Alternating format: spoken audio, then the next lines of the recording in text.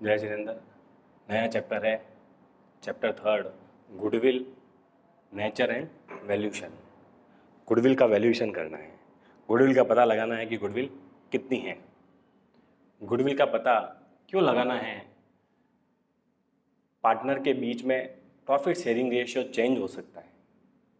जैसे ए और बी दो पार्टनर हैं, इनका प्रॉफिट शेयरिंग रेशियो पहले 3:2 था और अब आगे वो इक्वल करना चाहते हैं।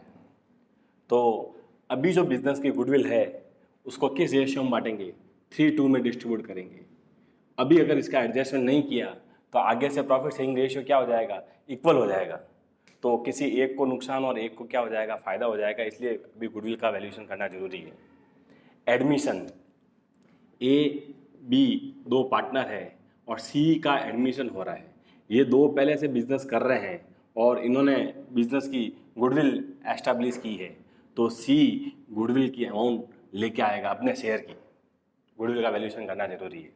रिटायरमेंट, ए बी सी तीन पार्टनर है, सी रिटायरमेंट हो रहा है, सी छोड़ के जा रहा है, तो अभी तक जो बिजनेस की गुडविल है उसमें सी का जो भी शेयर होगा वो सी लेके जाएगा। इसलिए गुडविल की वैल्यूएशन करना जरूरी है। और डेथ में भी यही सिस्टम है। अगर सी की डेथ हो रही है तो उसके जो भी एग्जीक्यूटर होंगे परिवार वाले, वो अपना गुडविल का शेयर क्या होंगे? लेके जाएंगे। तो इन सब के लिए गुडविल का वैल्यूएशन करना जरूरी है। गुडविल की मीनिंग है, goodwill is the benefit and advantage of good name, reputation and connection of business. It is the attractive force bring the customer. It is a intangible assets. ये intangible assets है। जिस business की goodwill होगी उस business में customer क्या आएंगे? ज़्यादा आएंगे। कस्टमर ज़्यादा आएंगे, प्रॉफिट क्या होगा? ज़्यादा होगा। तो इसका मतलब उस बिजनेस की क्या है? गुडविल है। और ये गुडविल इंटेंजिबल एसेट्स है जिसे टच नहीं किया जा सकता, देखा नहीं जा सकता, केवल महसूस किया जा सकता है। अब उस गुडविल का पता लगाने के लिए बहुत सारे मेथड है। Method of valuation of goodwill. Goodwill के मेथड में पहला मेथड है एवरेज प्रॉफिट मेथड। पहला मेथड कौन सा है? Average profit method. दूसरा है सुपर प्रॉफिट मेथड और तीसरा है कैपिटलाइजेशन मेथड। पहला है average profit method. Average profit में भी दो है, एक तो है सिंपल एवरेज प्रॉफिट और दूसरा क्या है? Weighted average profit.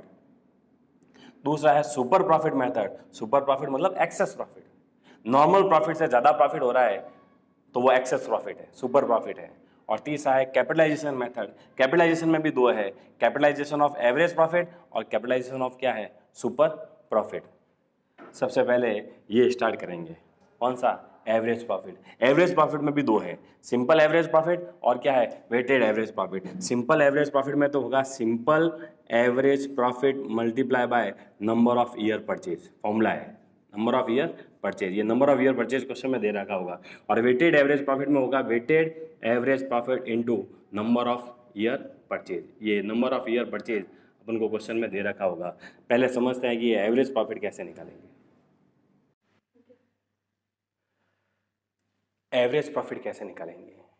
Average profit का दूसरा नाम है फ्यूचर मेंटेनेबल प्रॉफिट। अपन को फ्यूचर का प्रॉफिट निकालना है।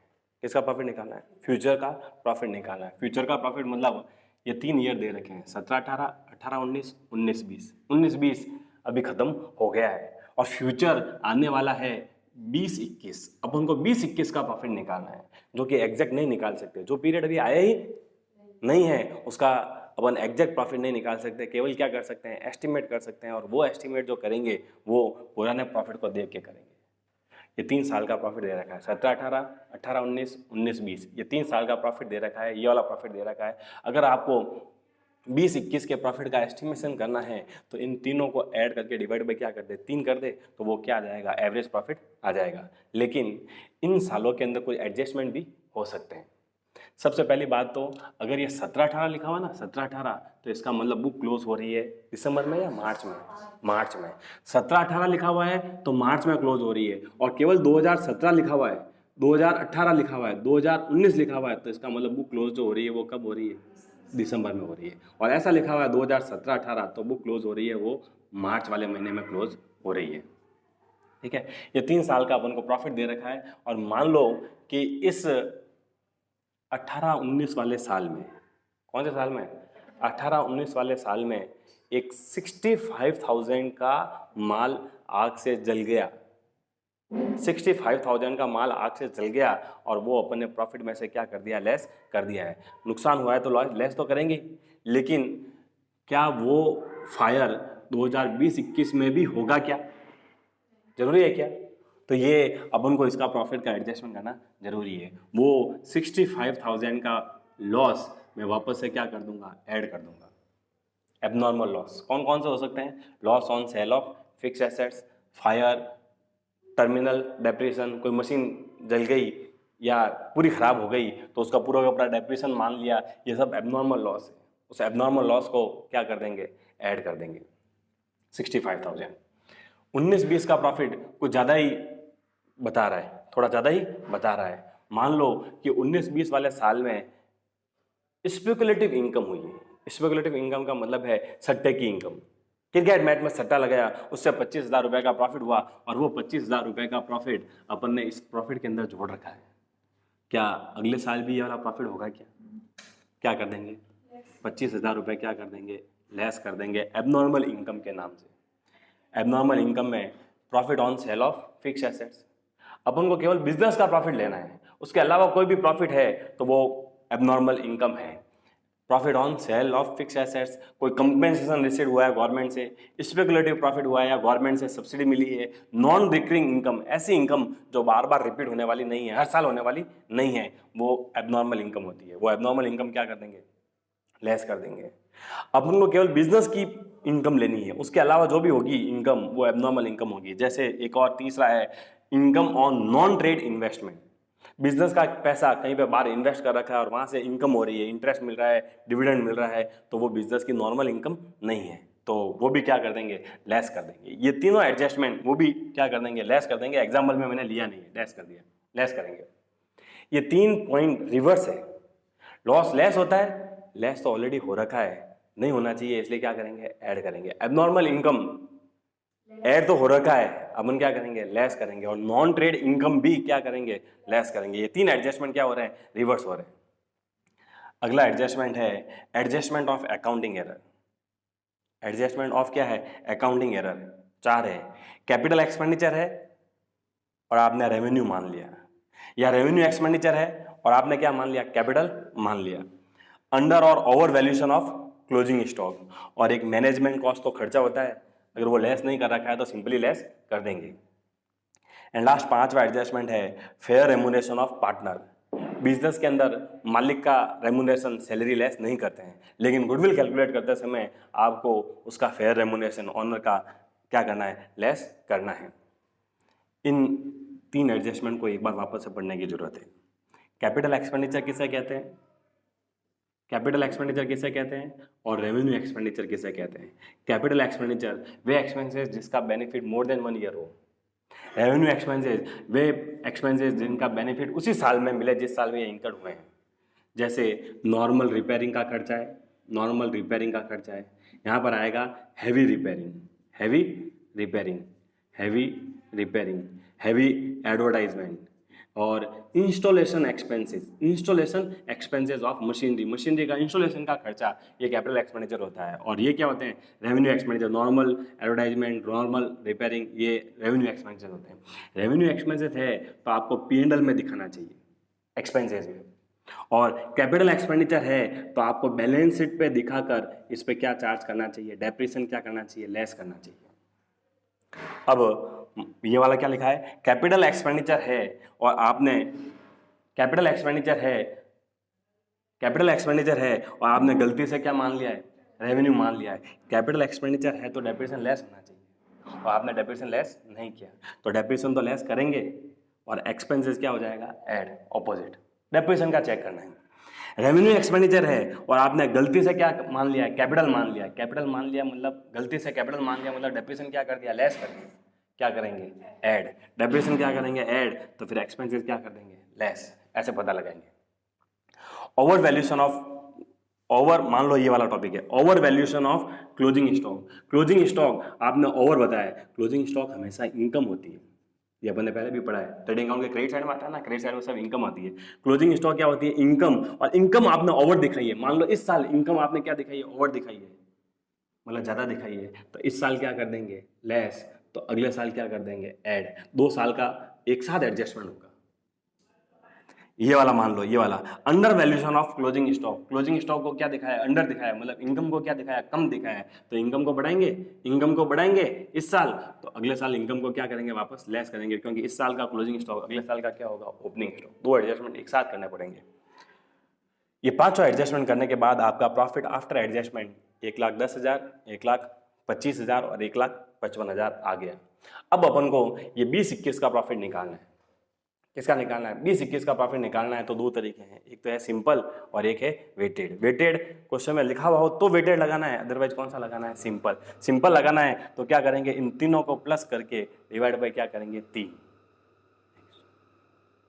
Simple average profit, total of profit, तीनों प्रॉफिट को जोड़ेंगे और नंबर ऑफ ईयर जो भी है 3 है तो 3 से क्या करेंगे? डिवाइड करेंगे, तीनों की टोटल की और डिवाइड बाय क्या किया? 3। तो ये सिंपल एवरेज प्रॉफिट आ जाएगा 1,30,000। और वेटेड एवरेज प्रॉफिट में ये तीनों प्रॉफिट वापस लिखे, तीनों ईयर लिखे, तीनों का प्रॉफिट आफ्टर एडजस्टमेंट ये जो आया था अभी 1,10,000, 1,25,000 और 1,55,000। वेट देना है अपन को 1, 2, 3। 3 साल है तो 1, 2, 3, 5 साल है तो 1, 2, 3, 4, 5, 4 साल है तो 1, 2, 3, 4, ऐसे ही हमेशा वेट देंगे। हमेशा पुराने वाले साल को फर्स्ट तरीके से वेट देना है। और वेट की टोटल आ रही है 6। फिर वेटेड प्रॉफिट कैसे निकालेंगे? वेटेड प्रॉफिट इन दोनों को क्या करेंगे? मल्टीप्लाई करके इक्वल, इन दोनों को मल्टीप्लाई करके इक्वल, इन दोनों को मल्टीप्लाई करके ये इक्वल करने पर ये वेटेड प्रॉफिट आएगा 8,25,000 रुपए का। और वेटेड एवरेज प्रॉफिट निकालेंगे, वेटेड प्रॉफिट टोटल कितना आया? 8,25,000 multiply by total of weight, weight की टोटल कितनी थी? 6 से डिवाइड करने पे ये वेटेड एवरेज प्रॉफिट आएगा। दोनों प्रॉफिट सेम नहीं आएंगे, अलग अलग आएंगे, थोड़ा सा उसमें क्या होगा? डिफरेंस होगा। क्वेश्चन नंबर है 8th, ओल्ड का 7। दिव्या परचेज ज्योति बिजनेस। दिव्या जो है वो ज्योति का बिजनेस परचेज कर रही है। तो ज्योति अपने बिजनेस में जो रुपए लगे हुए हैं वो तो लेगी लेगी, साथ में गुडविल अगर है तो उसका पैसा भी लेगी कि नहीं लेगी? तो अपन को उसके लिए उसकी गुडविल निकालनी है। किसकी? ज्योति के बिजनेस की गुडविल निकालनी है। With effect from 1 April 20, 1 April 20 को बिजनेस ले रही है। Profit show by Jyoti business for the last 3 financial year, पिछले 3 साल का प्रॉफिट दे रखा है। Year ended 31 March. Year ended क्या लिखा हुआ है? 31 मार्च। वैसे 2018 लिखा हुआ है लेकिन क्वेश्चन में लिख लिया है 31 मार्च को ईयर एंड हो रहा है, मतलब 31 मार्च 18, 31 मार्च 19, 31 मार्च 20, ऐसा है। तो बुक क्लोज कब हो रही है? मार्च वाले महीने में हो रही है, मार्च वाले महीने में हो रही है। और ये 3 साल का आपको प्रॉफिट दे रखा है। प्रॉफिट दे रखा है 18 का, 19 का, 20 का, तीनों में एडजस्टमेंट भी है। लास्ट लाइन में calculate the value of firm goodwill. Jyoti के फर्म की क्या निकालनी है? गुडविल निकालनी है on the basis of 2 year purchase of average profit of last 3 year. Last 3 year के एवरेज प्रॉफिट को कितने से मल्टीप्लाई करना है? 2 से मल्टीप्लाई करना है। परचेज से जो पहले लिखा हुआ हो उससे मल्टीप्लाई करना है। परचेज से पहले जो 2 लिखा हुआ है ना, इसका मतलब नंबर ऑफ ईयर परचेज कितना है? 2। और बताओ एवरेज प्रॉफिट लिखा हुआ कि नहीं लिखा हुआ? लास्ट लाइन के अंदर 2 year purchase of average profit, मतलब गुडविल जो निकालना है वो एवरेज प्रॉफिट को कितने से मल्टीप्लाई करना है? नंबर ऑफ ईयर परचेज कितना है? 2। क्वेश्चन में 2 भी लिखा हुआ है, 3 भी लिखा हुआ, अपन को कैसे पता चलेगा कि 2 से मल्टीप्लाई करना है या 3 से मल्टीप्लाई करना है? 3 साल का तो एवरेज प्रॉफिट लेना है और मल्टीप्लाई कितने से करना है? 2 से। वो परचेज से जस्ट पहले जो लिखा हुआ होता है उससे मल्टीप्लाई करते हैं। और ये 3 साल का प्रॉफिट दे रखा है, इन तीनों में एडजस्टमेंट है।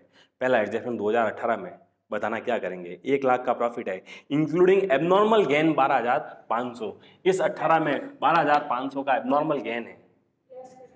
एबनॉर्मल गेन मतलब ये इनकम हर बार नहीं होने वाली है, इसलिए अगले साल एवरेज प्रॉफिट निकालने के लिए इसको क्या करेंगे?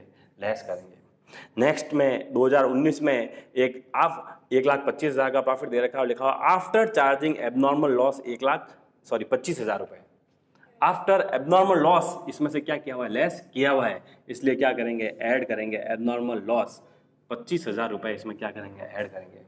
और लास्ट तीसरा है 1,12,500 में एक्सक्लूडिंग लिखा हुआ है 12,500 insurance premium of firm property now to be insured, मतलब अभी तक प्रॉपर्टी का इंश्योरेंस नहीं कराया हुआ था, आगे से इंश्योरेंस करवाएंगे तो बताओ 12,500 रुपये का एक इंश्योरेंस का खर्चा होगा कि नहीं होगा? 12,500 का तो एक्सपेंसेस है, इसलिए क्या करेंगे? लेस करेंगे। ये अकाउंटिंग एरर जैसा है, खर्चा है इसलिए क्या करेंगे, लेस करेंगे। कितने का, 12,500 रुपये का। ये 12,500 रुपये का लेस करेंगे। एडजस्टमेंट बोलिए, ये कितना आएगा, 87,500। ये कितना आएगा, 1,00,000 रुपये। ये कितना आएगा, ये भी कितना आएगा, 1,00,000 रुपये। हाँ ये ऐड करना है ना, तो 1,50,000 रुपये हो जाएंगे।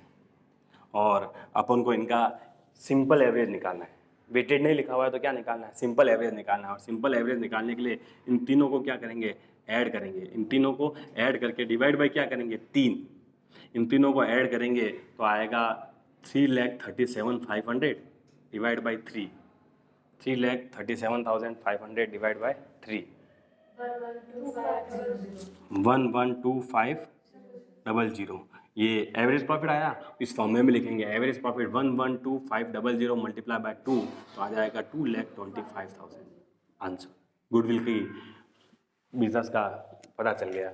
मतलब दिव्या जो है वो ज्योति का बिजनेस परचेज कर रही है ना, तो बिजनेस में जो रुपए लगे हुए वो तो देगी ही, साथ में 2,25,000 रुपये गुडविल का पैसा भी देगी, इसलिए गुडविल निकालना जरूरी है। Next question number continue 9। Abhay, Babu and Charu are partner sharing profit equally. ये प्रॉफिट शेयरिंग रेशियो अभी इस चैप्टर में काम आने वाला नहीं है। They agree to admit Daman for equal share of profit. हाँ एक और नया पार्टनर आ रहा है, एडमिशन हो रहा है, बट फिलहाल ये लाइन, अब एडमिशन होगा तो वो नया पार्टनर जो आ रहा है वो गुडविल का पैसा भी लाएगा कि नहीं लाएगा, तो अपन को तो केवल गुडविल का पता लगाना है। For this purpose the value of goodwill to be calculate on the basis of 4 year purchase of average profit. Average profit को कितने से मल्टीप्लाई करना है, 4 से। फॉर लास्ट 5 ईयर, 5 साल का प्रॉफिट दे रखा है, मल्टीप्लाई कितने से करेंगे, 4 से। क्या बताया, किससे मल्टीप्लाई करना होता है, परचेज से जस्ट पहले जो लिखा होता है, परचेज से जस्ट पहले 4 लिखा हुआ है तो 4 से मल्टीप्लाई करेंगे और एवरेज प्रॉफिट निकालना है। पिछले 5 साल का प्रॉफिट दे रखा है, प्रॉफिट एंड लॉस 16, 17, 18, 19, 20 दे रखा है। These profit for the year ended 31 मार्च, ये भी 31 मार्च को ही एंड हो रहे हैं, 31 मार्च 17 ऐसा ही फिगर है, बुक क्लोज ऐसे ही हो रही है।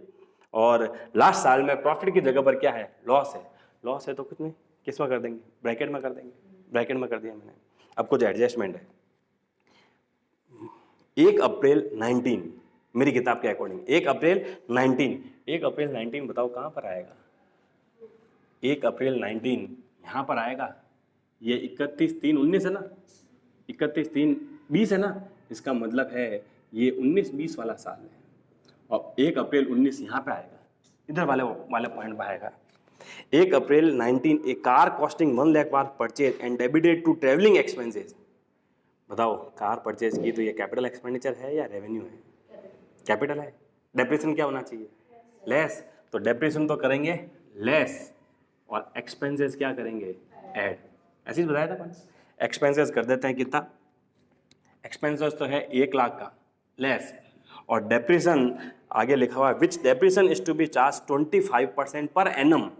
हाँ पर एनम लिखा हुआ हो तो पीरियड का ध्यान रखना है, लेकिन 1 अप्रैल को परचेज किए तो 1 अप्रैल 19 से लेके 31 मार्च 20 तक पूरे साल ही तो होंगे, 12 महीने का तो होगा। 1 लाख का 25%, 1 लाख का 25% पूरे 12 महीने का 25,000 रुपये डेप्रिसिएशन क्या करेंगे, लेस, और एक्सपेंसेस करना है ऐड। भाई कैपिटल एक्सपेंडिचर है तो डेप्रिसिएशन क्या करेंगे, लेस, तो बस डेप्रिसिएशन लेस कर दिया तो एक्सपेंसेस क्या करेंगे, ऐड। और उसी साल में क्यों किया, क्योंकि वो एडजस्टमेंट 1920 का ही है इसलिए वहां पे किया। फिर एक लिखा हुआ है interest of 10,000 on non trade investment is credited to income for the year ended 31 March 19 and 20। 31 मार्च 19 और 20 इन दोनों के अंदर एक 10,000 रुपए की नॉन ट्रेड इन्वेस्टमेंट की इनकम है, इंटरेस्ट रिसीव्ड है। बताओ वही एबनॉर्मल इनकम जैसे हो गया कि नहीं हो गया।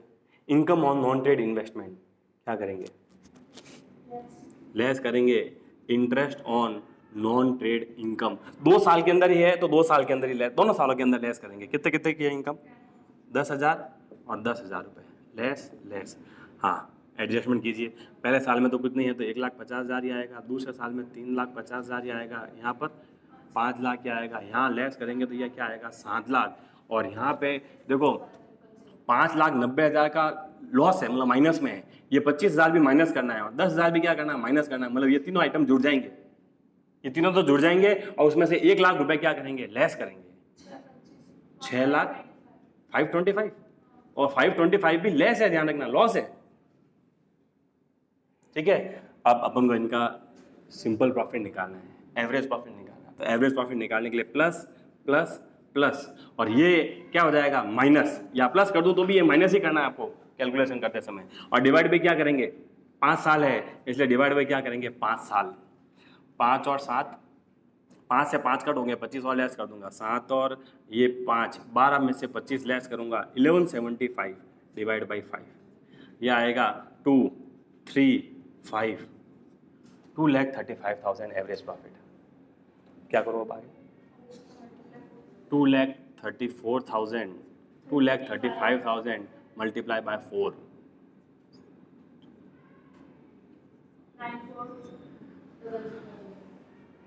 9। क्वेश्चन नंबर 10 है, Arun and Bharat are partner sharing profit in ratio of 3:2. They decided to admit Manu as a partner 1st April 20 on the following term. Manu will be given 2/5 of profit. ये सब एडमिशन है, next to next chapter में काम आएगा, अभी फिलहाल goodwill निकालते समय इनका यूज नहीं है।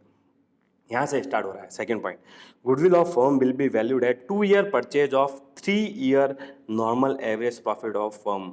हाँ, फॉर्मूले में average profit into number of year जो परचेज करना है, यहाँ पर नंबर ऑफ ईयर परचेज से जो पहले वर्ड लिखा हुआ है उससे मल्टीप्लाई करना है। परचेज से पहले क्या लिखा हुआ है, 2 ईयर परचेज, मतलब एवरेज प्रॉफिट को कितने से मल्टीप्लाई करना है, 2 से मल्टीप्लाई करना है। फिर लिखा हुआ है प्रॉफिट दे रखा है 20, profit for the previous 3 year ended 31/3, पिछले 3 साल का प्रॉफिट 20, 19, 18। हाँ, पहले 20 लिखा हुआ, ध्यान रखना, मैंने यहाँ पे पहले 18, 19, 20 करके तीनों सालों का प्रॉफिट लिख लिया है। Calculate the valuation of goodwill, goodwill की वैल्यूएशन करनी है, इन तीनों के अंदर एडजस्टमेंट है, आप बताना ऐड होगा, लेस होगा या क्या होगा, आपको बताना है। सबसे पहले 2020 के अंदर 30,000 का प्रॉफिट है ना, वो लिखा हुआ after debiting loss on stock of fire, 40,000 रुपए का फायर होने की वजह से स्टॉक का नुकसान है, एबनॉर्मल लॉस, लेस हो रखा है, क्या करेंगे, ऐड करेंगे एबनॉर्मल लॉस, कितने का, 40,000 रुपए का, ये ऐड कर दिया। नेक्स्ट यहाँ पे 80,000 वाले में including voluntary retirement compensation paid 1,10,000 रुपए। किसी कर्मचारी को, वर्कर को आप अचानक नहीं निकाल सकते कंपनी के अंदर, अगर निकालोगे तो उसको क्या देना पड़ेगा, कंपेंसेशन देना पड़ेगा। मान लो अचानक फैक्ट्री के अंदर किसी वर्कर की डेथ हो गई, फैक्ट्री के अंदर डेथ हुई, तो उसके परिवार वाले कंपेंसेशन मांगेंगे कि नहीं मांगेंगे, तो 1,10,000 रुपए का कंपेंसेशन पेड किया उस साल, इसी वजह से तो लॉस बता रहा है। ये एबनॉर्मल लॉस है फर्म के लिए कि एबनॉर्मल इनकम है, लॉस है, ये खर्चा हर साल होने वाला नहीं है, abnormal loss, again abnormal loss, क्या 1,10,000 रुपए क्या करूँगा, ऐड करूँगा। और फिर तीसरा एडजस्टमेंट 18 में 1,10,000 में लिखा हुआ including A gain profit 3,000 on sale of fix assets. Business तो किसी और चीज़ का होगा और उसने अपनी फिक्स एसेट्स बेची है, फिक्स एसेट बेचने से जो प्रॉफिट हुआ है वो उस बिजनेस का नॉर्मल प्रॉफिट नहीं है, इसलिए एबनॉर्मल गेन है ये, तो एबनॉर्मल गेन क्या करूँगा, लेस करूँगा। ये एबनॉर्मल गेन 30,000 रुपये का क्या करूँगा, लेस करूँगा। बोलिए 80,000, ये 70,000। यहाँ पे थोड़ा सा अच्छी तरह से बताना, ये 80,000 माइनस में है और 1,10,000 प्लस में है, तो ज़्यादा किसका है, माइनस का या प्लस का, कितना ज़्यादा है, ये 30,000 का प्रॉफिट आएगा।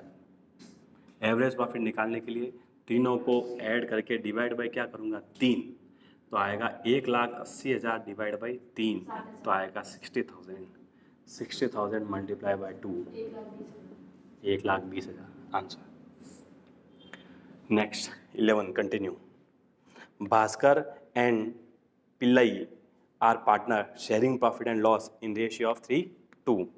They admit Kanika into partnership 1/4 share of profit. Kanika bring the goodwill in cash. Goodwill for the purpose is to be calculated at 2-year purchase of average profit of last 3 year. हाँ, 3 और दोनों दे रखे हैं, अब उनको multiply करना है। Purchase से जो पहले लिखा हुआ है, परचेज से पहले क्या लिखा हुआ है, 2 से मल्टीप्लाई करना है और 4 साल के प्रॉफिट का क्या करना है, एवरेज करना है। 4 साल है या 3 ईयर, 3 साल है। Profit for the year ended 31 मार्च, हाँ 31 मार्च का ही दे रखे हैं, ये प्रॉफिट दे रखे हैं और आपको अगेन तीनों एडजस्टमेंट है। Calculate value of goodwill, also calculate goodwill brought by Kanika. Kanika कितने रुपए लाएगी ये भी पता लगाना है, नई चीज है। पहले गुडविल तो निकालते हैं। पहला एडजस्टमेंट 18 में 50,000 का नेट प्रॉफिट दे रखा है ना, इसमें पहला एडजस्टमेंट है including profit on sale of assets. Assets बेचने से प्रॉफिट हुआ है 5,000 रुपए का। ये बिजनेस का नॉर्मल इनकम नहीं है, फिक्स एसेट्स बेचने का काम नहीं होता है। फिक्स एसेट्स तो बिजनेस में काम आती है, ठीक है। तो ये एबनॉर्मल इनकम है, एबनॉर्मल इनकम है, इसलिए क्या कर देंगे, लेस कर देंगे 5,000 रुपए की। 70,000 रुपए का यहाँ पर लॉस है ना, इसमें लिखा हुआ है एक लॉस बाय फायर 30,000 रुपए का। 30,000 रुपए का फायर हो रखा है, उसका नुकसान है। ये फायर हर साल नहीं होता है, बोलो क्या है, एबनॉर्मल लॉस 30,000 ऐड करेंगे। और लास्ट साल में 2 पॉइंट है, एक तो इंश्योरेंस क्लेम रिसीव हुआ है, इंश्योरेंस कंपनी से क्लेम रिसीव हुआ है, और एक interest on investment and dividend है 8,000 रुपए का। हाँ बताओ, इंश्योरेंस कंपनी से क्लेम रिसीव हुआ है, ये क्लेम हर साल नहीं मिलता है, तो ये एबनॉर्मल क्या है, इनकम है, एबनॉर्मल इनकम है, इसलिए क्या करेंगे, लेस करेंगे ये एबनॉर्मल इनकम। इंश्योरेंस कंपनी से रिसीव हुआ है 18,000 रुपये, ये भी लेस करेंगे। और साथ में इंटरेस्ट और डिविडेंड रिसीव हुआ है।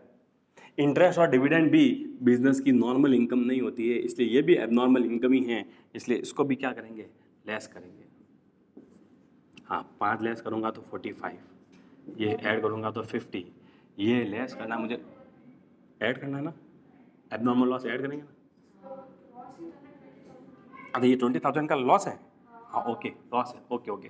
तो अब 20,000 तो है माइनस का और 30,000 है प्लस का, तो ज़्यादा किसका है, प्लस का, तो 10,000 रुपये प्लस का आ जाएगा। और ये मुझे 24 लेस करना है, 26 लेस करना है, और 26 लेस करेंगे तो ये आएगा 44,000, और तीनों को प्लस करके डिवाइड बाई 3, ये आएगा 9 और 9, 99,000 डिवाइड बाई 3, 33,000 इंटू 2, 66,000। ये फर्म की गुडविल आई है। एक नया पार्टनर आ रही थी कनिका, तो कनिका कितना लाएगी उसके लिए बताओ। कनिका का शेयर सेकंड लाइन में 1/4 लिखा हुआ है, 66,000 गुडविल है पूरे फर्म की, और वो आएगी तो 1/4 लेके आएगी।